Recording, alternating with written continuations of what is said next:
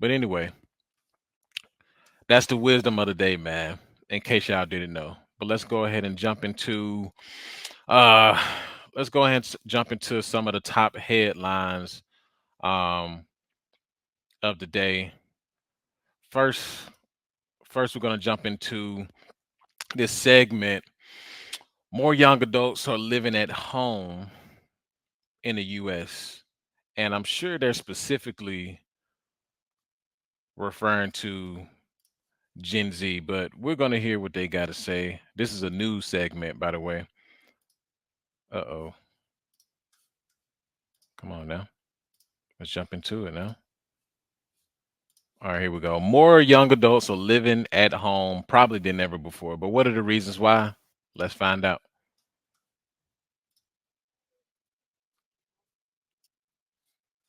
from college. According to a Business Insider report, Turn parents, it up. growing number of Gen Z Americans are living at home even after they graduate from college.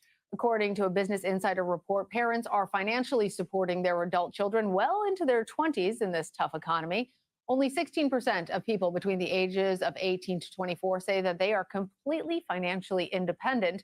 Many younger Americans are living at home as they grapple with high housing costs, heavy student debt, and inflation. But not all of their parents are happy about it. Eve Upton Clark wrote that piece. She joins me now. She's a freelance features writer for Business Insider, covering culture and society. And Eve, I think that this is such a chattable topic because your article mentions that some parents have reported spending an average of $1,400 a month helping out their adult kids. I'm wondering how they're able to even afford it. So most parents are happy to financially support their adult children, whether that's with Listen, the thing is, it's not just Gen Z. It's not just Gen Z. It's a lot of people moving back home. You have 30, 40 year olds moving back home now. It's not just Gen Z. Life is getting hard for everybody. Life is getting hard for the everyday regular Joe Smo. You got 50-year olds who are moving back home with their parents. Cost of living is just, I mean, it's unbearable. They continue to increase rent. They continue to increase the cost of living. The corporations do not care. It's all for profit. And unless laws get implemented to somehow put a needle or a nail in the free market, I mean, I don't see it getting any better. The only thing that could possibly happen is people just have to work harder. But if people are not willing to work harder, I mean, you just have a crashed economy, or you just got rich and you got poor, and that's it. But we're gonna let her continue though. tuition costs or helping with bills or rent. But then there is this element where we're seeing parents having to dip into their retirement savings in order to financially support their adult children, which is where there is a problem. Obviously, parents have less time to financially recover. Yeah, that seems like a major problem. If they're dipping into their retirement to pay their grocery bills for kids that they thought would be launched and off on their own adulthood, is the problem here tough economy? Is it a cultural shift to depending on parents longer, a result of a helicopter generation of children becoming adults? But what we're seeing is almost this new life stage being created, which has been coined emerging adulthood, which describes those 18 to 29-year-olds who basically are experiencing these shifting life milestones. They're not getting married as young, they're not having children as young, they're not buying their first property as young, but they're also not achieving that financial independence. And their adulthood is looking so different from their parents and their grandparents' generations. Emerging adulthood. You know, when you think that Look at these numbers. Look at these numbers. 16% between 18 and 24 say they are completely independent. 57% live at home with their parents. 60% of parents say they supported an adult child in 2023.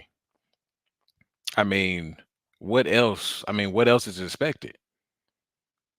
They tell everybody to go to college straight out of high school. They tell everybody go get a 4-year degree, right? They go get a 4-year degree in one of these social sciences, in one of these pointless degrees that don't mean anything. Then they get out here in the real job market and trying to find an actual job, and turns out that nobody's willing to pay them what they thought people were going to pay them. Then they have to go to Starbucks. Then they have to go to Kroger. Then they have to go work at Wally World, Walmart. I mean, they were lied to. They were bamboozled. The same parents who are taking care of them now, they need to be taken care of, in my opinion. They need to be taking care of them, because these same parents who are complaining about taking care of Gen Z are the same parents who told them to go to college. Oh yeah, pick that degree. Oh yeah, this is the way that I achieve what I achieved in my career. So go that route. That the old way doesn't work anymore. The old guard is gone. And the sooner Gen Z realizes that the old guard is gone, the quicker Gen Z can get up on their feet and get to the quote unquote American dream that their parents and grandparents, once had, right? Let's continue. Like in our grandparents' generation, they were married in their 20s and have like starting their own families. And here we have Oh, and marriage is out the door. Marriage? Did any did anybody say marriage? Did anybody say marriage is out the door? Men are opting out of marriage. The women, they claim to be independent, right? But as y'all see, 57% are living at home. So that includes both male and female. So do you think that these ladies, first of all, the men are not even equipped to handle any kind of woman. Let's just throw that out there right now. No man in this age range is equipped to handle any women. So guess where these women are going? Guess who these women are chasing after? 18 to 24, 18 to 29. Guess who they going after? Zaddy. They going after Zaddy. They going after Daddy. 35 and up, 40 and up. Those are the guys who are established. Those are the guys who have money. That's why it's essential for men to just go ahead and take that L in the beginning. Go ahead and take it on the chin, because this market is not for you. Gen Z, if you guys are watching right now, this market is not for you. This market is barely for men in general. But Gen Z specifically, if you don't have your money in a row, your money together, you don't have your ducks in a row, bro, leave dating alone, opt out of dating, bro. It's not worth it.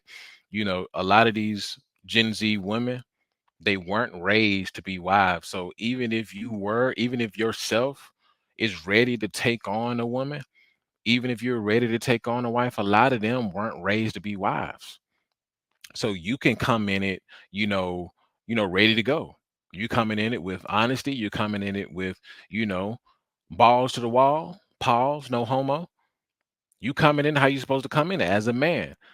But then you have to deal with a lot of these women who done been, smashing on these yachts. They've been at all these different parties. But 18 to 24, 18 to 29, they're not doing nothing.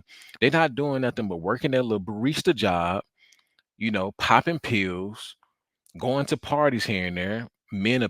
Older men are paying for their dinners. They're paying for everything. So they're seeing a whole different ball game of life that most young men especially, will never probably see. So by the time they get 30, 35, and they want to settle down, guess what? They already ran through. They already done seen everything. If they're on the prettier side of the spectrum, they done been to Spain, they done been to Greece, they done been to Barbados, they done been to Jamaica, right? So of course nobody's getting married. By the time they get to that age, they're expecting a certain kind of man. They're expecting men to be here when they themselves don't have it all together. It's just all around bad. But let's hear the rest of what she got to say. this group of emerging adults still Yeah. very much dependent on Yeah. their parents.